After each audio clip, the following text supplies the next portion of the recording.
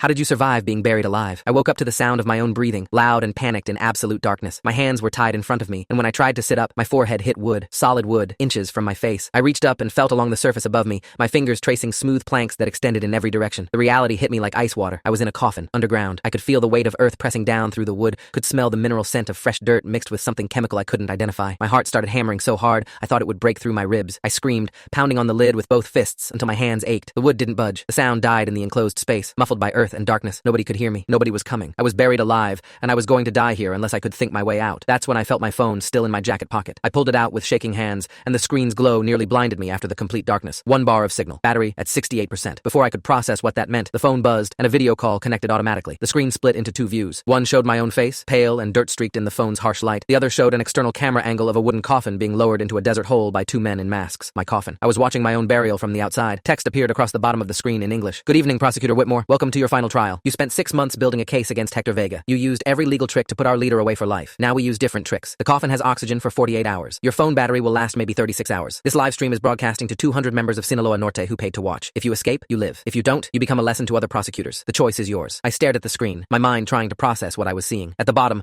a chat window scrolled with comments in Spanish and English. Cartel members were watching in real time, commenting on my fear, making bets on how long I'd survive. 12 hours max, someone wrote. He'll panic and waste oxygen, wrote another. I give him 6 hours before he starts crying for his mother. They were treating this like entertainment, like I was a character in a movie instead of a human being dying in the dark. My prosecutor brain kicked in despite the terror trying to shut down my thoughts. This was evidence. This live stream was being recorded somewhere. These comments could be traced. The cartel had made a mistake by documenting this, by turning my murder into a spectacle. If I survived, every person watching this stream was guilty of conspiracy to commit murder. But first I had to survive, and I had no idea how to escape a coffin buried 6 feet underground. I forced myself to slow my breathing, counting to 4 on each inhale and exhale. Panic was using up oxygen I couldn't afford to waste. I needed to think like the prosecutor who'd just won the biggest case of his career instead of the terrified man buried alive. I started examining my surroundings with the phone's light. The coffin was wooden but well built, with reinforced corners and what looked like sealed seams. This wasn't some improvised grave. They'd planned this carefully. Then I noticed something strange. There was a small tube running from the corner of the coffin up through the lid. I followed it with my fingers and realized it was PVC pipe, maybe half an inch in diameter, leading up through the wood. A ventilation tube. That's how they were giving me 48 hours of air instead of the 30 minutes a normal coffin would provide. The cartel wanted me to last long enough to make the show worth watching. They'd engineered my death to be slow and terrifying instead of quick. The phone buzzed again, and new text appeared. We see you found the air tube, prosecutor. Smart man. Here are the rules since you like rules so much. Rule 1. The live stream stays on. Everyone watches. Rule 2. If you damage the phone, the air tube closes automatically. Rule 3. You can try to escape, but the coffin is buried under 6 feet of packed desert soil. Rule 4. If you somehow get out, there are men with rifles waiting at the surface. This is your trial now. Show us how smart you really are. Full story on my channel and linked below.